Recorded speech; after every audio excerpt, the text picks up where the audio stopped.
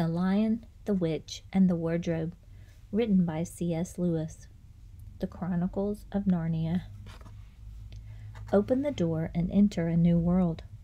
Narnia, the land beyond the wardrobe door, a secret place frozen in eternal winter, a magical country waiting to be set free.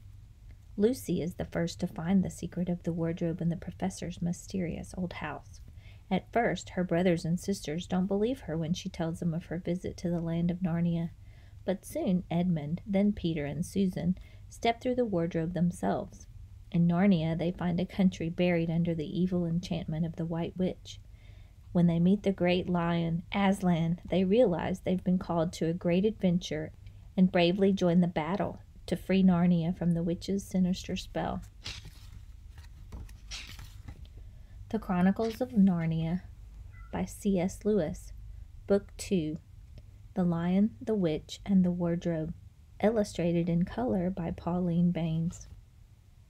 Narrated by Allison Davidson. Chapter 1. Lucy looks into a wardrobe. Once there were 4 children whose names were Peter, Susan, Edmund, and Lucy. This story is about something that happened to them when they were sent away from London during the war because of the air raids. They were sent to the house of an old professor who lived in the heart of the country, 10 miles from the nearest railway station and 2 miles from the nearest post office. He had no wife, and he lived in a very large house with a housekeeper called Mrs. Macready and 3 servants.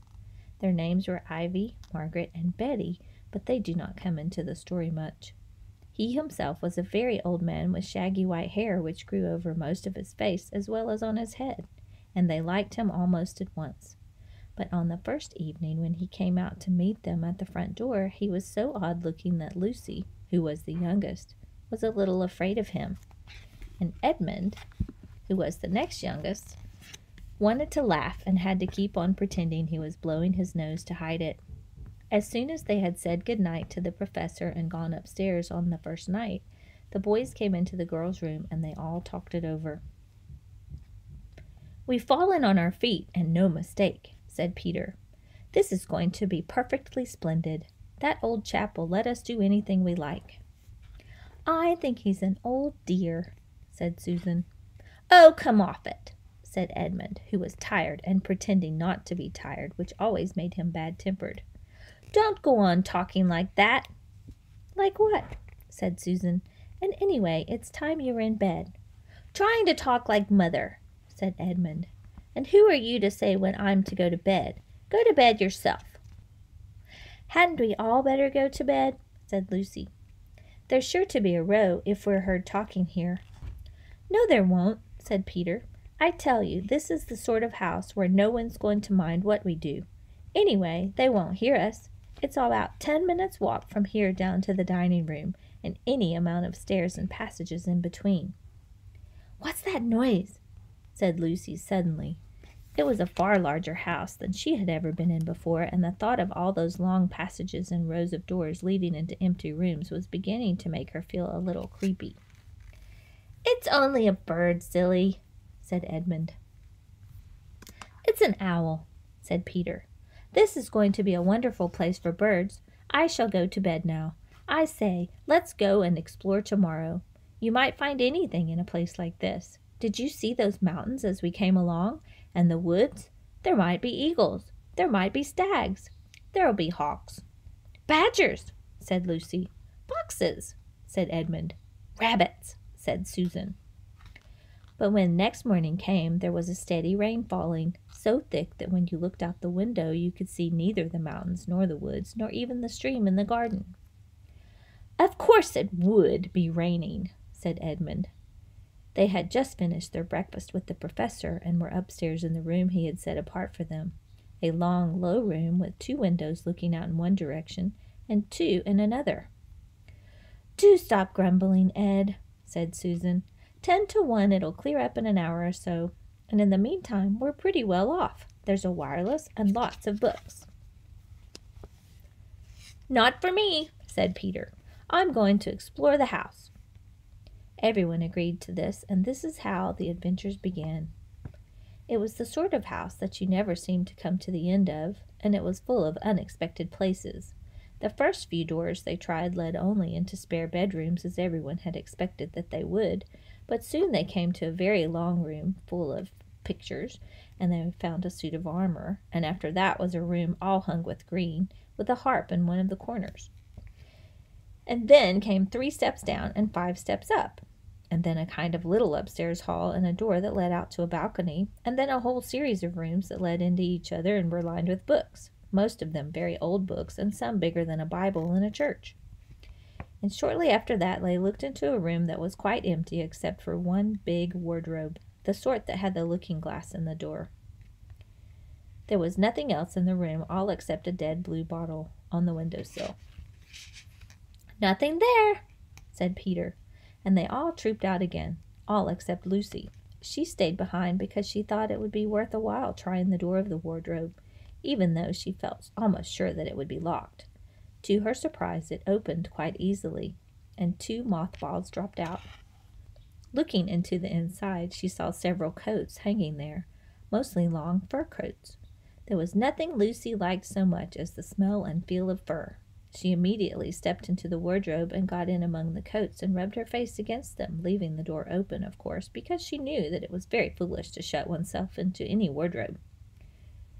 Soon she went further in and found that there was a second row of coats hanging up behind the first one.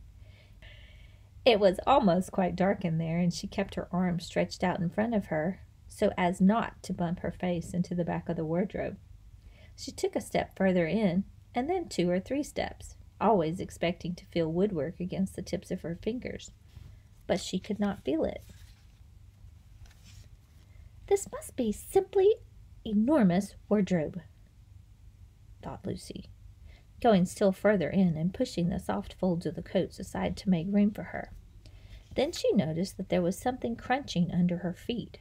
"I wonder if it's more mothballs," she thought, stooping down to feel it with her hand. But instead of feeling the hard, smooth wood of the floor of the wardrobe, she felt something soft and powdery and extremely cold. "This is very queer," she said, and went on a step or 2 further. Next moment she found that what was rubbing against her face and hands was no longer soft fur, but something hard and rough and even prickly. "Why, it's just like branches of trees!" exclaimed Lucy. But then she saw that there was a light ahead of her, not a few inches away where the back of the wardrobe ought to have been, but a long way off. Something cold and soft was falling on her. A moment later she found that she was standing in the middle of a wood at night time, with snow under her feet and snowflakes falling through the air. Lucy felt a little frightened, but she felt very inquisitive and excited as well. She looked back over her shoulder, and there, between the dark tree trunks, she could still see the open doorway of the wardrobe and even catch a glimpse of the empty room from which she had set out. She had, of course, left the door open, for she knew it was a very silly thing to shut oneself into a wardrobe. It seemed to be still daylight there. "I can always get back if anything goes wrong," thought Lucy. She began to walk forward, crunch, crunch, over the snow and through the wood toward the other light. In about 10 minutes she reached it and found it was a lamp-post. As she stood looking at it, wondering why there was a lamp-post in the middle of a wood and wondering what to do next, she heard a pitter-patter of feet coming toward her, and soon after that a very strange person stepped out from among the trees into the light of the lamp-post. He was only a little taller than Lucy herself, and he carried over his head an umbrella, white with snow. From the waist upward he was like a man, but his legs were shaped like a goat's. The hair on them was glossy black, and instead of feet he had goat's hooves. He also had a tail, but Lucy did not notice this at first because it was neatly caught up over the arm that held the umbrella so as to keep it from trailing in the snow. He had a red woolen muffler around his neck, and his skin was rather reddish too.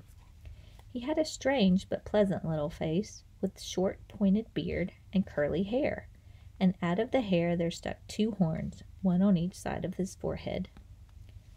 One of his hands, as I have said, held the umbrella. In the other arm he carried several brown paper parcels. With what the parcels and the snow, it looked as if he had just been doing his Christmas shopping. He was a fawn, and when he saw Lucy, he gave such a start of surprise that he dropped all his parcels. "Goodness gracious me!" exclaimed the fawn. Join us for Chapter 2, What Lucy Found There, The Lion, the Witch, and the Wardrobe. Narrated by Allison Davidson.